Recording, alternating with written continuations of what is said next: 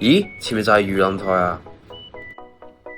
漁林台有漁者成林之意，30年代係大多數華人知識分子嘅居住地，依家已經成為豪宅區，但平台、行人徑、圍欄都保留住濃厚嘅懷舊氣息。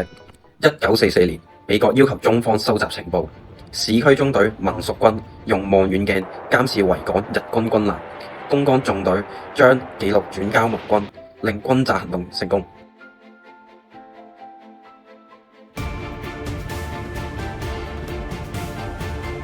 你係咩人？點解你會喺度嘅？唔通你就係當時嘅情報員？你唔驚有危險咩？唔驚會冇咗條命咩？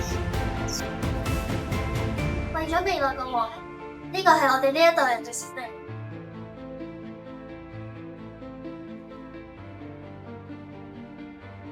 喂，你漏咗嘢啊！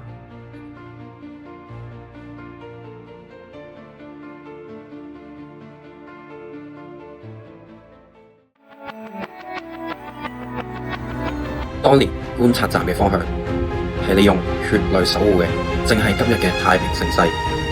未曾親歷戰火，但歷史唔會被磨滅。你睇唔到嘅和平，我哋呢一代定當努力珍惜同傳承。